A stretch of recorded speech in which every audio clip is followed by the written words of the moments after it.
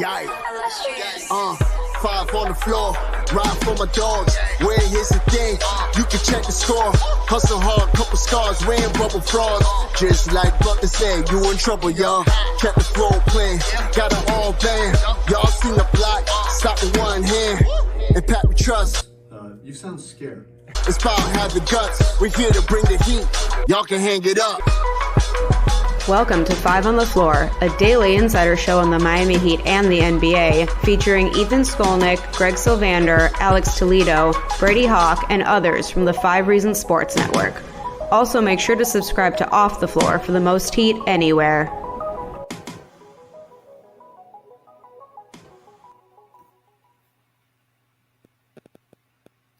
Welcome back to to 5 on the Floor. I am shell-shocked because that was not a fun performance. I'm your host, Greg Sylvander. Today's floor plan with me, we have Digital Adel Major Passons. We are going to try to sludge through a post-game show where during a Pat Riley ceremonial evening where they're naming the court after Riles himself, the effort was just not there. We're going to get into it. The Heat lose 116-97. We've got stuff to talk about, that's for sure. Before we do, though, I want to plug Off the Floor.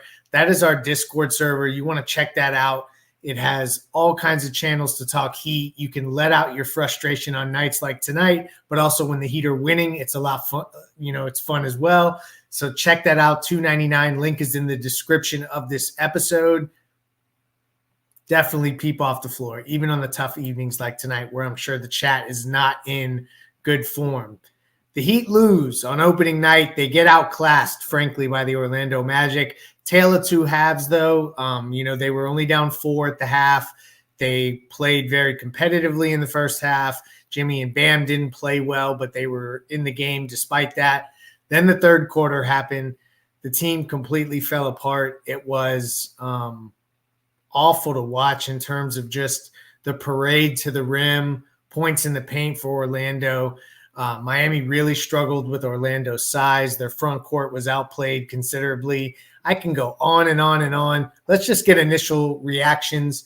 Everyone says this is Major's fault every time the Major comes on postgame that they lose. So I guess we're going to start with you, Major. What are your thoughts on tonight's loss? And really, let's start with Jimmy and Bam. Like, what the hell happened there? Yeah, I mean, first off, there's no way it's my fault, right? They have no clue. I don't think y'all are telling them that I'm on postgame. If y'all are, that does need to stop. But Bam, I thought he started out, he wasn't making his shots, but he was getting to the free throw line, not making them. That's a big problem. But, he was actually getting to the line. He was involved in offense. Rebounding, not great. It wasn't the most exciting rebounding game from Bam. Jimmy, me and Adele kind of talked about it during the game. He just doesn't seem to know exactly where to get his spots in this new offense as much. He was setting up well, but he wasn't. And I thought he was engaged in the game, but he wasn't getting his shots or making his shots when he got them. I think that was the biggest thing of both of their games. Of they're just missing shot after shot, and it's so hard to keep everything else up when you can't make a shot. And we see that with the whole Heat team, and we saw it last year, and it's a very similar team in the terms of people, even if their philosophy is a little bit different. But once they're not making shots, their defense slipped. Saw that in the second half today. But for Bam and Jimmy, I think it started out, they felt like they were both engaged, just not hitting their open looks. Bam, like I said, was getting to the free throw line, which was very encouraging, and they got fouls on very important Magic players, but it just kind of started falling apart. So that was just not a good game, good second half. I'll take the first half, win ugly against a good Magic team, but that second half was ugly. It was really ugly. They emptied out the benches. It's not what you want on an opening night against a division rival that you're supposed to be in the same tier with. Let's just be honest about that. Adele, I'm interested to hear your perspective on Jimmy and Bam. We're going to stay there for a minute. because they struggled. Like, we talk about the first half, and yeah, the Heat were close in the first half, but Jimmy and Bam didn't play well in the first half either. And then they were even worse in the second half. I feel like their offense started to impact their defense, and they started to get outworked a bit. And what did you see specifically on Jimmy and Bam that kind of went sideways for them on opening night? So the first thing that I noticed right away, especially Jimmy, as Major was pointing out, he doesn't really know where to fit in the 5-out spacing on the offense, because he's a predominantly mid-range player. He's a post player. He's a power player. He's been that his whole career. And so whenever you watch, he facilitated a lot because he's got a high basketball IQ. But when it comes to getting his shots, he doesn't really quite know where to get them. That's why a couple of times you just saw him jack up contested threes because he wanted to needed to get a few attempts up. And that's going to be a struggle for him. And I think, the first thing is we need to take a step back and relax. It's one game.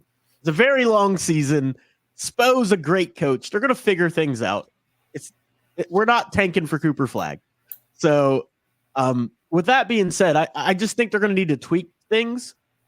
They're going to have to get him more mid-post touches so that he can, collapse the defense and kick and get his own shot, get to the free throw line. I think that stuff's going to happen. For Bam, I think he played hard, but they're a really long, lanky, and physical defensive team. And I just think he kind of got wore down because he's the only one down there that can rebound. The other thing is when you play 5-out spacing, nobody's going to be on the offensive glass. You're all on the perimeter. And to what happened in the second half with Jimmy and Bam, when you play 5-out spacing and shoot 20% from 3 in the first half, they sink in the paint. So if you really pay attention, you go back and watch the film, you'll see the Magic in the second half. They really pressed up on the guards dribbling, Terry in particular, Tyler in particular in the backcourt. But whenever it came to swinging the ball or trying to dribble penetrate, they sagged off the wings. They helped out of the corner, and they put whoever was in the corner, parked themselves right in the paint. So there was no driving lanes. Tyler got so many, not to get into the weeds on the bigger picture, but there were so many easy baskets in that first half because they were respecting the three-point shooting. But when there was no three-point shooting, they just collapsed in the paint. And that's what I think ultimately what happened. Real quick on Bam, one last thing. Can anybody name where he got his only field goal make? Where on the floor that occurred? I don't recall it off the top of my head. Line midi, baby. Going back to the roots, it was not a night for him to hit threes. He was 0 of 2 from downtown, neither of which were great shots that I thought were particularly in the flow of things. So that was a rough way to start. When your two leaders do not step up and play big and get outplayed by the Magic's best players, that's where we're going to start the show, obviously. We do want to shout out a few of our sponsors, get to a couple segments, and also get to the player of the game, some other things like that. We're going to try to make this as fun as possible, knowing that it's been a tough start here with the Miami Heat losing to Orlando right there on their home floor. So let's start out with the player of the game from Insurance by Lynette. And now it's time for the A-Aggressive Insurance Player of the Night, sponsored by our friend Lynette. You can find her at insurancebylynette.com. That's with 2 N's and 2 T's, insurancebylynette.com. If you need car insurance, renter's insurance, homeowner's insurance, or any other type of insurance, she's the person to go to. Based in Lauderhill, she services the entire Tri-County area here in South Florida, and she will make sure to get you the best deal. She'll probably talk to you about the Heat while you're at it. Reach out to her, insurancebylynette.com. And now, the player of the game. Do we really have to give a player of the game for this game? I'm going to go ahead and say, because we're going to keep this Miami Heat focused, because we're a Miami Heat show. So that's what we're going to do. The player of the game, I think, and y'all can challenge me on this. Today we're going to have an open conversation about all this stuff. I guess it's Terry Rozier because he was the only one that was getting anything going. But I have to say, He led the team in field goal attempts. Jovic caught him at 15 field goal attempts, but that was late, like garbage time stuff. In the minutes that mattered with the rotation, Terry took the most field goals. And I caution people, I want Terry to be aggressive and I want him to play like himself and not hold back. But if Terry's leading the team in field goal attempts, you are the Charlotte Hornets, the Hornets that were down bad last season. So you can't have him running this thing. But I guess at 19 points, 5 of 15 from the field, 6 rebounds, 5 assists. If you're going to have 2 blocks, if you're going to have to choose a Heat player, it's Terry Rozier. I completely butchered your name, dog. Major, not Mary.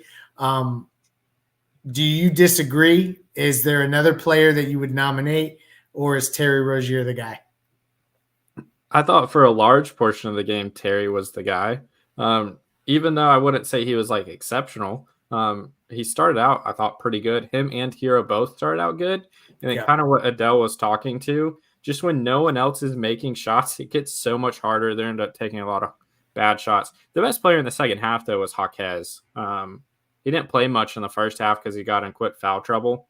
But, I mean, it's so hard to pick a player of the game for this because, like, no one was, like, really great for the whole game, to be honest. Like, that third quarter, no one was even average. They were all just flat out terrible. So even, like, looking at it, it's like you want to pick Terry, but he shot 5 of 15, and that's weird. I mean, makes sense when you lose 97 to 116 on your home floor and you were down only 4 at halftime, that your player of the game is still not going to have great stats. But I thought he showed for some part of the game why the Heat like him and why the Heat wanted him. But you can see as the comment we have right here, a lot of people thought Terry dribbled way too much, too many corner threes. He did hit a couple threes in the second half, and I thought he was taking open ones for the most part.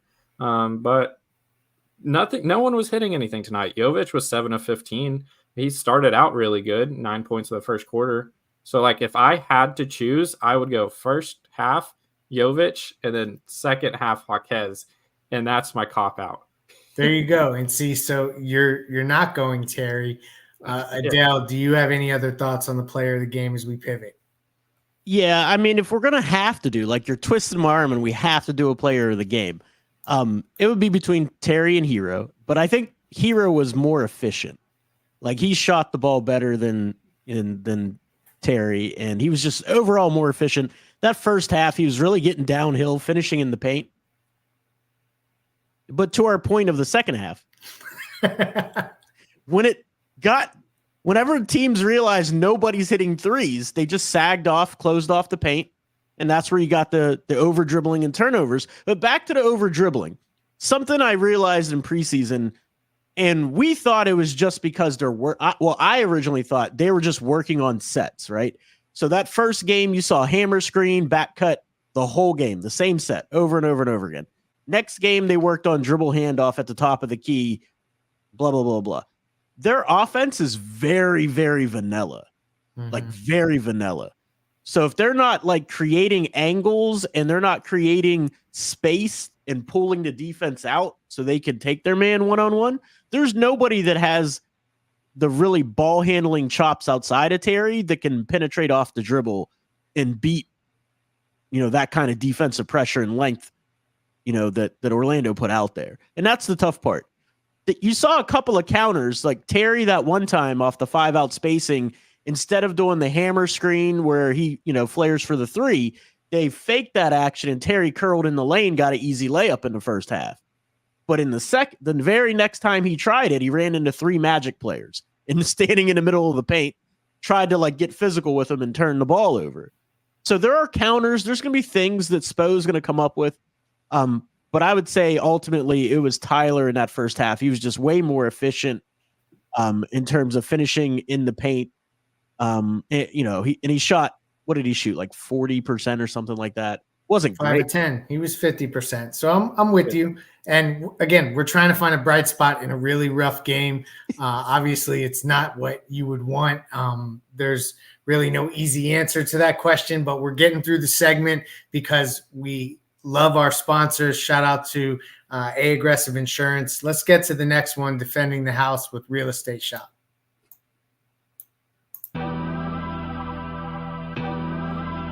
And now it's time for our Defending the House segment, sponsored by our friends over at The Real Estate Shop. You can find them at realestateshopfl.com. That's with 2 P's and an E, realestateshopfl.com, or at the Fort Lauderdale Realtor on Instagram. This is Javier Iglesias and Amanda Martin. They help buyers and sellers in real estate. They're nimble and protective of their clients. They service the entire Tri-County area. That's Miami-Dade, Broward, and Palm Beach counties with a proven on-market strategy. The Real Estate Shop sellers earn the most money in the shortest time frame because Amanda and Javier have a deep understanding of the local market. So check them out. Again, it's at the Fort Lauderdale Realtor on Instagram, realestateshopfl.com, or give them a call at 954-268-9812. And now, who defended the house? Nobody is the answer. Nobody on the Miami Heat defended the house. The home squad did not defend the home arena. It was rough. Can we lament that any further? I'm not going to give any player nor Heat statistic credit tonight. They're getting none of that. I'm just going to say that the Orlando Magic are a really good defensive team. And so if anybody was defending the house, I think we should give some credit to the Orlando Magic for being a really good defensive team. They were that team last year. And I think that they are going to be an extension of that this year. So a little bit of credit has to go to them. Let's talk a little bit about the bench unit specifically. I was going to stick with the starters, but we've kind of touched on all those guys. How were y'all feeling when they went to the bench? I felt like that's when things started to get a little choppy and went awry. There were some moments offensively where the reads didn't seem like they were on the same page. They settled down a little bit for spurts as they closed the half, but I didn't really think that the bench provided as much of a lift as you would have liked. Adele, your thoughts on the bench tonight? So the bench was a weird rotation, man. Duncan, Thomas Bryant, and Highsmith. Who out of those three are going to create their own shot and provide you that offensive spark outside of Duncan? Nobody really, right? So like Thomas Bryant, I mean, I understand they were trying to protect themselves from not having a big, and there's no Kevin Love tonight, but man, is he a rough watch when he's on the court. Like the guy, I'm sure he's a good teammate. I'm sure he's a good professional, but there are rebounds that just go over his head because he can't anticipate where the ball's going, and he doesn't really bring anything to the offensive end. He hit 1 3, but it wasn't really great. Highsmith is an okay player. I mean, he's a good point of attack defender, but even he was getting bullied in the paint. Like, I like the activity in the first half for the defense, to be honest with you. They had 3 deflections in the first half to go with their steals. They had 4 deflections in the second quarter. So first quarter 3, second quarter they had 4 deflections. So there was activity there. 0 deflections the rest of the game. Oh my gosh. I didn't count the garbage entire game. I didn't count garbage time. I have no idea. I stopped counting once the summer league squad came in. But yeah, the entire second half, there were no deflections, and they were getting anything they wanted in the paint. So the thing with that second group, they have to be good offensively because they played with Tyler and Terry.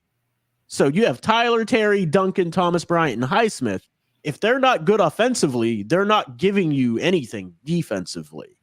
So I didn't care for that at all, and that's going to be something to watch all season. Major, would you have gone to anyone else off the bench early there when the game was still at hand? Obviously, in the third quarter, things got away from them, and we're not going to necessarily try to dissect that. But in the second quarter, do you think that Spo could have helped himself with a team that was struggling to hit threes, maybe going to an Alec Burks? Like, what are your thoughts there on maybe expanding the rotation? Did anybody not get a look that maybe you thought deserved one tonight? I think Jaquez being in foul trouble really threw in a wrench to the second unit. He's supposed to be like the guy that runs that, right? But when he has 3 fouls early, like he can't play, and it throws everyone else's role off on that. Burks is like the only guy looking at it that really like maybe he could have given more of a shot to, because he didn't play. But I mean, it's also hard to say because Spo knows more about Alec Burks than we do. Alec Burks can have very good microwave scoring games and high scoring. Then also on the defensive end and other things he's not good at. So it wouldn't have helped some of the things that weren't going right.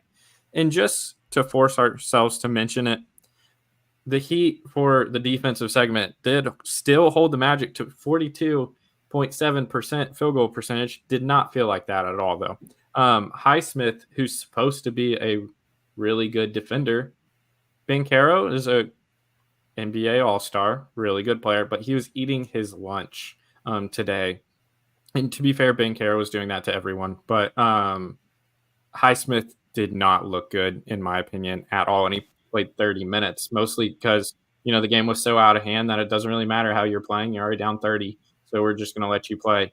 Like, I think Spo's kind of hands were tied once Jaquez got 3 fouls, and it throws off every rotation. They were surviving the first half. Second half comes out, and the starters let up like a 12-0 run, or what was it? Something like that to start. Yeah. And then the game's blown open, and just like you're not making shots, so you can't get back into it. It's not like you just need a couple stops and you're still making shots. Like, you are literally not making a single shot. Then the defense starts pressing up on you more, and you're turning it over, so you can't even then play your defensive half court, which you're supposed to be pretty good at as a Heat team. So it's like everything went wrong right at the start of that third quarter. Nothing was able to actually go to like game script plan, in my opinion. Yeah, I couldn't agree more in terms of that. Like, everything went wrong for this team tonight on both ends of the floor, and it's a shame. I think the fans were hyped. There was legitimate going into this game. I feel like fans felt energized by this new group, and I hope that the life doesn't get sucked out of these early games with too many more of these kinds of defeats. Because it was rough, and I could tell that the fans were restless on social media. Obviously, in the comments here on YouTube, they're restless as well. Let's get to our last segment with Mobile C-Arm and staffing the X-Ray play of the night.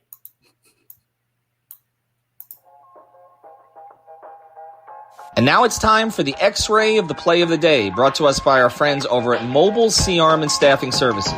Nelson and his team will bring the X-ray equipment and the staffing to you. If you work in a hospital or a medical office, get a consultation today at c-armandstaffing.com or give them a call at 561-891-9620. Their fleet of trucks at your service. Again, it's Mobile C-Arm and Staffing Services, 561-891-9620. And now, the X-Ray of the Play of the Day. So, funny story that really happened. I text these guys in the second quarter and said that a left-handed lob by Tyler to Jimmy for a dunk. Let's hope that's not the play of the night, because we would hope for more plays to come after that. And it legitimately might have been the last good play that took place in this entire game. So it's funny how that works out. So we'll shout that one out. But there really was no great plays in the second half of this game. So that's the play of the night. But it wasn't a fun one by any stretch.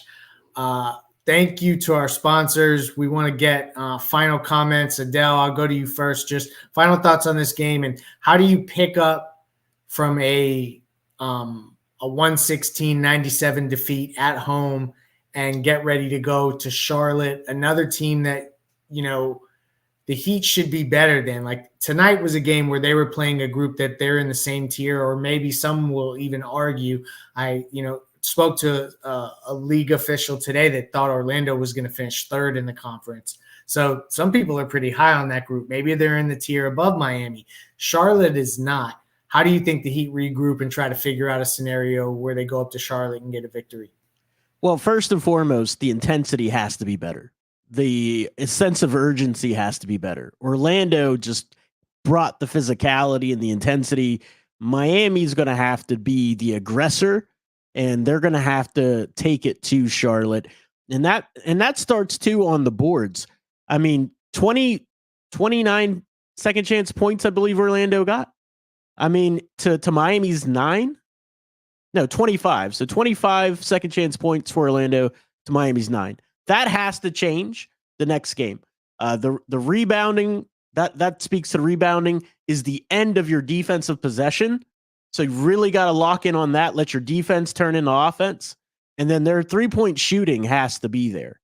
They're going to have to, Duncan, Tyler, Terry, the people they pay to be elite shooters have to be elite shooters.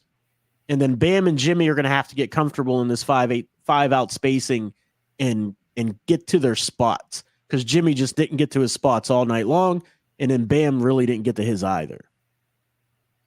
Major, is Gary Harris now officially a random scrub heat killer? Can we add him to the list? What do you think? What are your thoughts on Gary Harris, who was just, because this is when the game still mattered. He was just slicing us up for bucket after bucket. You think he's now a random scrub heat killer, yay or nay? Nay, he's too good to be a random scrub, in my opinion. He's a shooter. We already knew this about him. But ironically, he was keeping the Magic in the game, and the whole reason they had the lead at halftime.